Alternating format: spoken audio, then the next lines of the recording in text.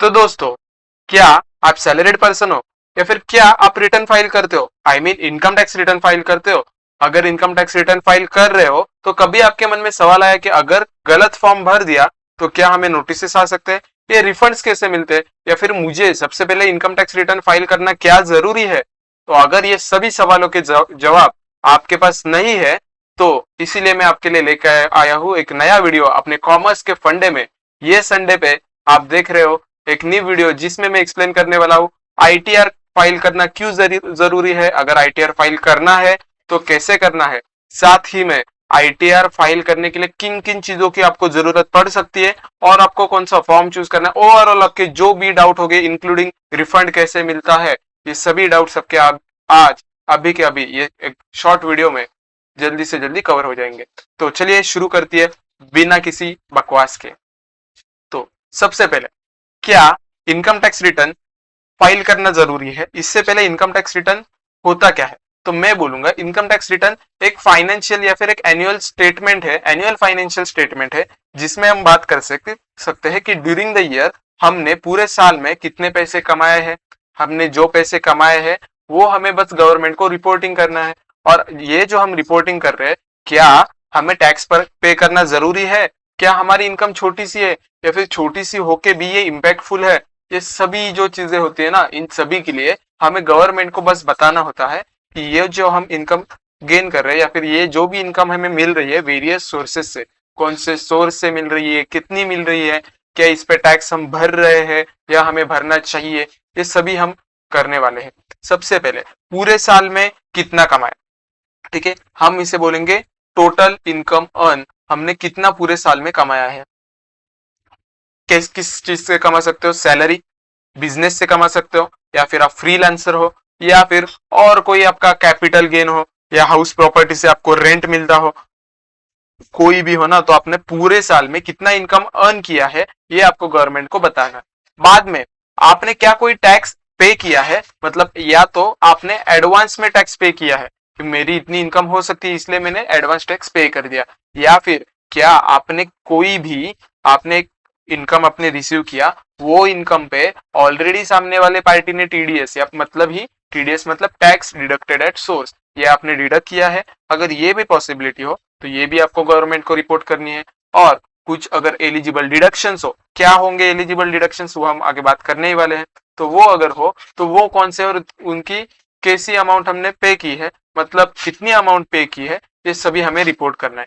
इसका जो हम समराइज फॉर्म में बोल सकते हैं कि एक टैक्स का रिफंड आएगा या फिर टैक्स पेएबल आएगा। अगर आपकी इनकम ज्यादा हो और आपने टैक्स पे नहीं किया हो तो आपको टैक्स भरना पड़ेगा। अगर आपका ये टीडीएस ज्यादा हो लेकिन आपका टैक्सेबल इनकम आफ्टर ये एलिजिबल डिडक्शन ये आ रहा है बहुत कम, तो फिर डिफरेंस आएगा आपके पेड वाले टैक्स में और पेएबल वाले टैक्स में। अगर पे किया हुआ ज्यादा होगा एक्चुअल लायबिलिटी से तो ये जो सरप्लस रहेगा वो तो हमें रिफंड मिलेगा, वही होता है टैक्स का रिफंड, जिसे पाने के लिए बहुत से लोग मरते हैं। ठीक है, इसके बाद ये इनकम टैक्स रिटर्न है, समझ तो गया भाई, लेकिन फाइल करना किसे है?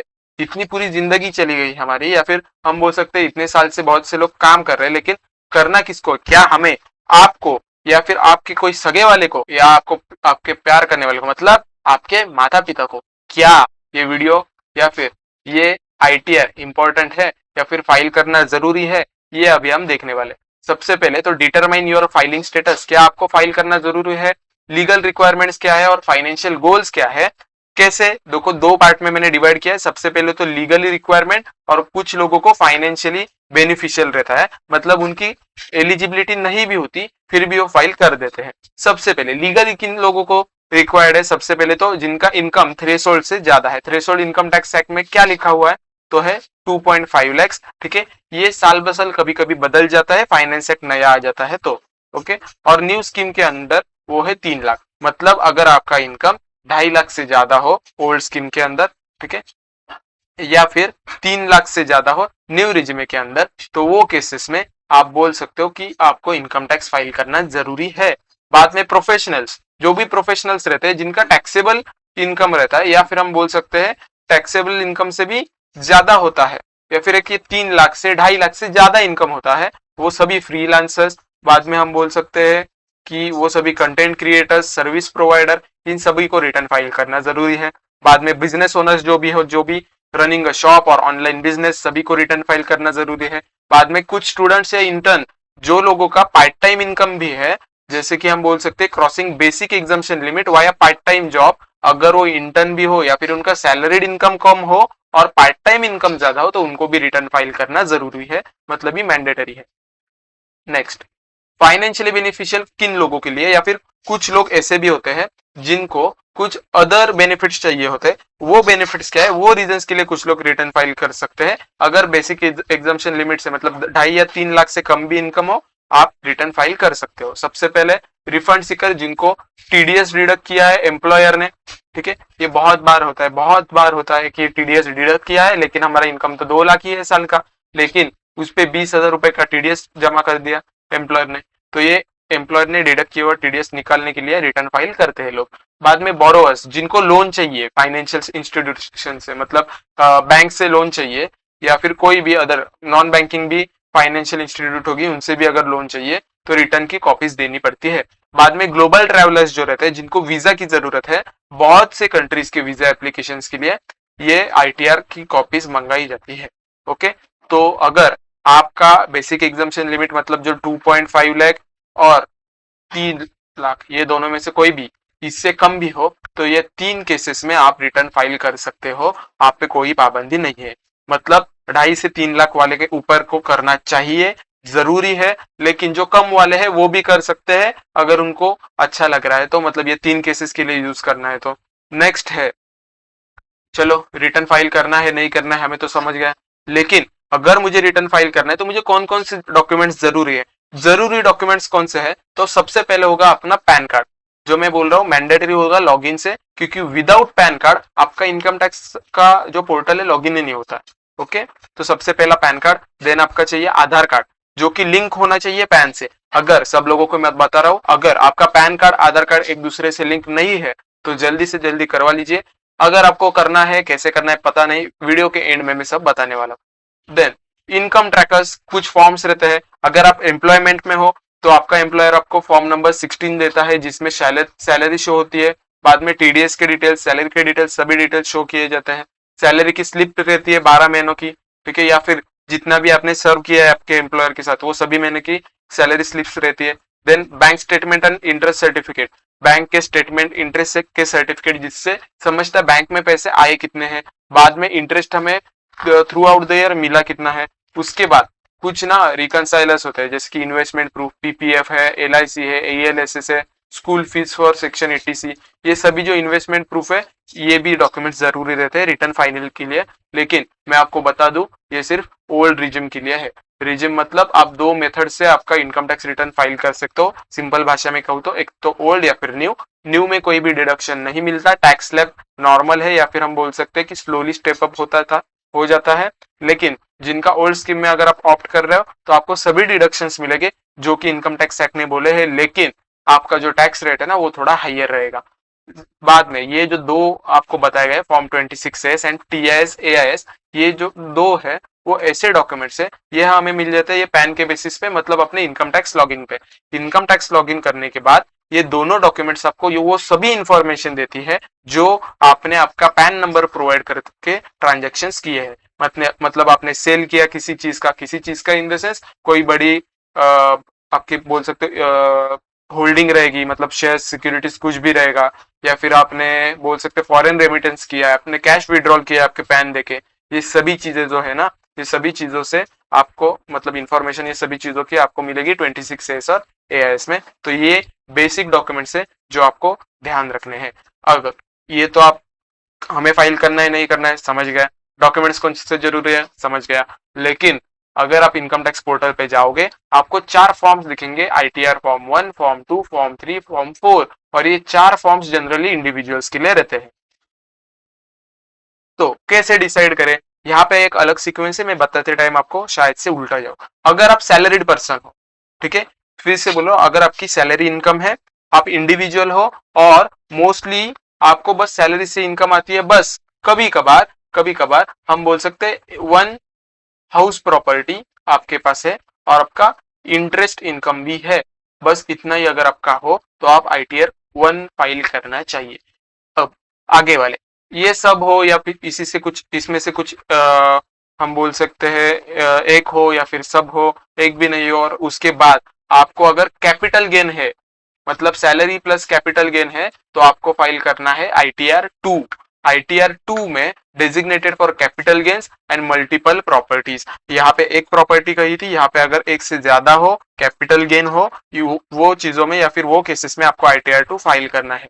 ठीक है, बाद में ITR 3 और ITR 4 किसे फाइल करना है? जनरली ITR 3 फॉर बिजनेस या फिर प्रोफेशनल इनकम, वो लोगों को ITR 3 फाइल करना रहता है। और ITR 4 जनरली प्रिजम्पटिव टैक्सेशन, ये जो बोला है प्रिजम्पशन लेते हैं, वो एक अलग से सेक्शन है, इसके लिए पढ़े लिखे लोग हैं, CA आप बोल सकते हो या टैक्स प्रैक्टिशनर आप बोल सकते हो, वो आपको समझा देंगे।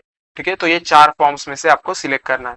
देन आगे अगर आप जाओगे तो जनरली 2 टैक्स रिजिम है, ओल्ड रिजिम, न्यू रिजिम। मैंने पहले ही बताया कि न्यू रिजिम अभी के लिए डिफॉल्ट ऑप्शन है, जिसमें explicitly opt out to choose old, मतलब अगर आपको चाहिए तो ओल्ड आप चूज कर सकते हो, लेकिन डिफॉल्ट तो आपका न्यू रहेगा। ठीक है, लोअर टैक्स स्लैब है, income up to 3 lakh zero है। ठीक है, जीरो टैक्स है, हम ये तो हमने पहले ही देखा था। बाद में उसके बाद में अगर 3 लाख से ऊपर जाओ, 3 से 6 लाख, 6 से 9, 5% से आपका टैक्स रेट बस बढ़ता जाता है। Almost no deduction available, deduction लगभग अवेलेबल नहीं होते, बस एनपीएस का एक डिडक्शन है। ठीक है, वो अवेलेबल आपको यहाँ पे है। बाद में सिंपल और इजी कैलकुलेशन है न्यू रिज्यूमे में, क्योंकि कोई अदर सेक्शंस का झंझट ही नहीं है, कोई उसका आपके दिमाग पे प्रेशर नहीं है, बस आपको सीधा रिटर्न के डिटेल्स देने हैं, रिटर्न फाइल करना है बेसिक इनकम से। ठीक है, बाद में ओल्ड रिज्यूमे में क्या होता है, तो मैनुअल सिलेक्शन करना पड़ता है, फाइलिंग में जाओ ओल्ड रिज्यूम सिलेक्ट करो। बाद में हाइयर टैक्स स्लैब रहते हैं, जनरली 5 लाख तक स्लैब, 2.5 से 5 लाख तक 1% मतलब 5% रहता है, उसके आगे अलग, उसके आगे अलग। ठीक है, ये टैक्स स्लैब बढ़ते जाते हैं, 20%, 30%, ऐसे वो बढ़ते जाते हैं 10% से। ठीक है, यहाँ पे टैक्स स्लैब थोड़े हाइयर रहते हैं। देन आपको डिडक्शंस पूरे मिलते हैं, एटीसी, एटीडी। एटीसी के अंदर बहुत सारे डिडक्शन मैं आगे आपको बताता हूँ। एटीडी के अंदर आपके मेडिकल एक्सपेंसेस या फिर आप बोल सकते हो मेडिक्लेम। बाद में HRA, housing rent allowances. Then home loan interest, home loan का प्रिंसिपल एटीसी के अंडर आता है। Then complexity, requires investment planning and proof submission. ये सब में अगर आप डिडक्शंस क्लेम कर रहे हो तो आपको पूरी की पूरी जानकारी देनी पड़ेगी। आपके पॉलिसी नंबर अगर हो, आपके मेडिक्लेम के नंबर हो, या फिर रिसीट नंबर हो, या फिर इंटरेस्ट सर्टिफिकेट जो हाउसिंग लोन का मिलता है, बाद में एजुकेशनल लोन का मिलता है, वो सभी चीजें या फिर डॉक्यूमेंट्स आपको प्रोवाइड करनी होती है। अब न्यू रिजिम ओल्ड रिजिम कैसे फाइंड आउट करें, तो सबसे पहले ये 2 एग्जांपल है। एक राहुल करके बंदा है जिसका इनकम 6 लाख है और उसके मेजर इन्वेस्टमेंट कहाँ पे नहीं है, होम लोन वगैरह कुछ नहीं है, ऐसी प्रोफाइल है। सीधा ऑप्ट आउट करो, मतलब सीधा सिलेक्ट करो न्यू रीजन को, न्यू रीजन को, जहाँ पे टैक्स बर्डन लो है और हम बोल सकते हैं डिडक्शंस की जरूरत नहीं। आज के जमाने में अभी जो साल चल रहा है वहां पे अराउंड अप्रोक्स हम बोल सकते हैं इंक्लूडिंग स्टैंडर्ड डिडक्शन 12.7 लाख तक नो टैक्स है under new regime. Okay, for salaried individuals में अभी के लिए बात कर रहा हूँ। देन PAI, ये जो बंदी है इसने 10 लाख का उसको इनकम है और उसके हम बोल सकते हैं 2 लाख का ये बाद में ATC के इन्वेस्टमेंट, ये बहुत सारे उसके इन्वेस्टमेंट है, तो उसे ओल्ड रिजिम में जाना भी सही है। बाय द वे, फिर से ये दोनों इनकम के लिए एक बार कंपैरिजन करना जरूरी है कि आपको ओल्ड रिजिम में जाना चाहिए, न्यू रिजिम में, किसमें टैक्सेबिलिटी कम है वो आप ऑप्ट कर सकते हो। जनरली आदमी अपना फायदा देखेगा, जिसमें टैक्स पे की लाइबिलिटी कम है वहां पे सिलेक्ट करेगा। देन ओल्ड रिजिमे में आप देख सकते हो इतने सारे हैं, चाहिए तो आप पॉज करके स्क्रीनशॉट ले सकते हो, ये मैंने एक ऊपर ऊपर पहले ही बता दिया है। ठीक है, अगर ये लगभग आपका अभी एंड है ये पूरे टॉपिक का, ये कॉमन डिडक्शंस वगैरह जो मैंने बता दिया है उसमें से एक बार आप देख लो। ये एनपीएस मैंने कहा था न्यू स्कीम के अंडर भी है, ATE एक है, ATG मतलब आपका चैरिटेबल ट्रस्ट को डोनेशन हो गया, ये सभी चीजें हैं। बाद में ATD का हेल्थ प्रीमियम हम पे करते हैं, मतलब हम बोल सकते हैं मेडिक्लेम पे करते हैं। ठीक है, यहाँ पे मैंने लिख दिया कितना अवेलेबल है। ठीक है, देन सेक्शन 24B के अंदर प्रॉपर्टी का लेयर है, 2 लाख का हाउसिंग इंटरेस्ट का मिलता है। बाद में ATC के अंदर ये पूरा का पूरा है ना, सब मिला के ATC के सारे मिला के 1.5 लाख का मैक्स होता है, और ये डिडक्शंस ओल्ड रिजिम के अंडर रहते हैं।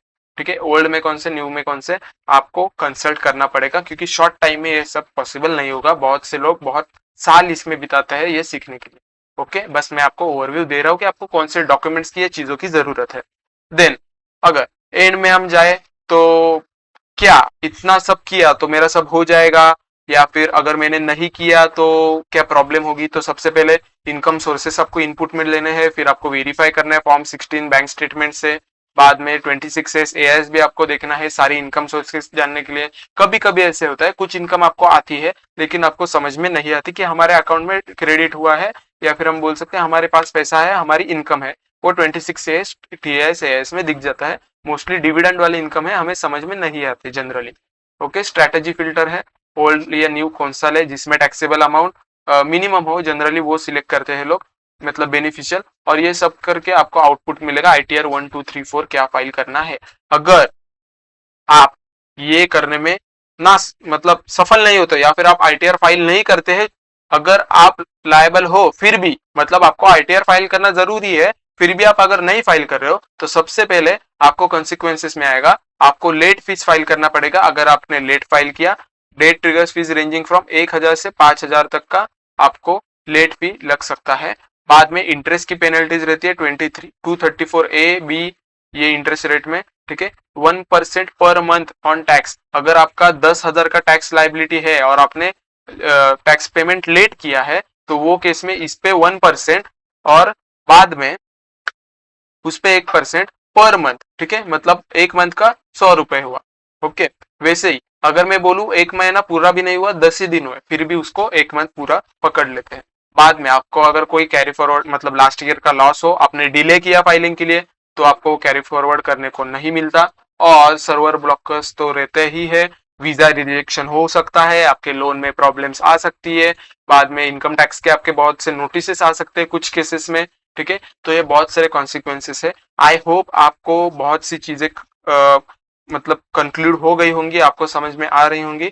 तो अगर आपको भी ये इनकम टैक्स के रिगार्डिंग और कुछ जानकारी चाहिए तो आपके लिए मैं लाया हूं और एक चीज, जिसमें मैं आपको खुद हेल्प करूंगा, या फिर मैं आपको पूरा आपका इनकम टैक्स रिटर्न फाइल करके दूंगा।